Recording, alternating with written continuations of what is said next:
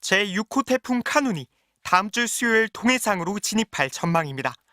현재 카눈은 일본 오키나와 북북서쪽 약 140km 부근 해상에서 강한 세력을 유지하며 동쪽으로 이동하고 있습니다.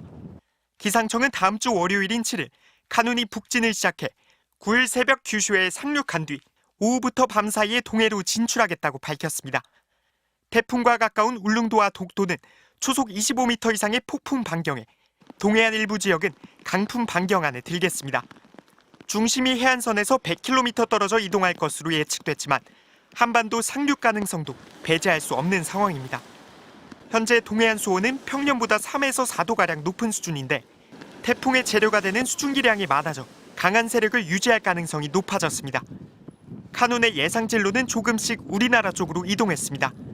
유럽의 예측 모델들은 지난 3일 오전 발표된 경로보다 서쪽인 우리나라 방향으로 이동한 결과를 내놓고 있습니다. 북태평양 고기압 세력이 강할 때는 태풍의 진로가 서쪽으로 조금씩 밀리는 경향이 수치예보 모델 모의 결과로 나타나고 있습니다. 태풍의 간접 영향으로 다음 주 월요일부터 나일간 강원 영동과 경상권 동해안을 중심으로 비가 내리겠습니다. 특히 수요일부터 목요일 사이에는 강한 비바람이 예상됩니다. 또 태풍의 영향으로 제주도와 남해안, 서해안 지역에는 너울이 계속 유입되고 있어 각별한 주의가 필요합니다. 한편 태풍이 덥고 습한 공기를 밀어올리면서 당분간 폭염과 열대야가 지속되겠습니다. MBC 뉴스 류현준입니다. 위성 영상으로 본 제6호 태풍 카눈입니다.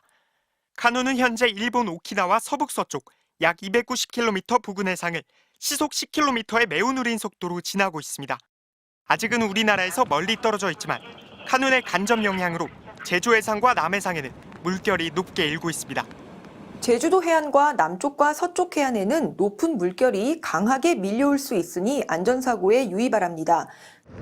기상청 예측에 따르면 카눈은 내일까지 정체기를 거친 뒤 동진하면서 오키나와를 다시 지나고 이후 재차 방향을 틀어 규슈 남동쪽으로 북진할 것으로 예측됩니다. 이후 진로는 여전히 변수가 많아 정확한 예측이 어렵습니다. 다만 미국과 유럽의 예측 모델들은 카눈이 일본 규슈를 지나 한반도를 향할 것으로 예상하고 있습니다. 안타깝게도 여러 모델 중에 일부 모델은 한반도에 직접적인 영향을 끼칠 걸로 예보를 하고 있습니다. 카눈의 정확한 경로는 더 지켜봐야겠지만 만일의 경우에 대한 대비가 필요해 보입니다. MBC 뉴스 류현준입니다. 6호 태풍 카눈이 며칠째 머물고 있는 일본 오키나와 곳곳에서 건물이 무너지거나 땅이 무너져 내렸고 지붕이 날아갔습니다. 강풍과 폭우에 전기 공급이 끊긴 오키나와 도심의 밤거리엔 칠흑 같은 어둠이 덮쳤습니다. 어두운 도로 곳곳엔 바람에 쓰러진 가로수가 길을 막고 있어 교통사고의 우려도 큽니다. 전체 가구의 3분의 1이 전기가 끊겼던 오키나와는 아직도 12만 가구가 정전 상태. 불이 나가 촛불을 켰던 89세 노인이 화재로 사망하는 등 피해도 속출했습니다. 해안 지역에서도 태풍이 물러나지 않아 피해 복구에 나서지 못하면서 여기저기 쓰러진 가로수가 방치돼 있고 신호등마저 고장나 차량 운행도 쉽지 않습니다.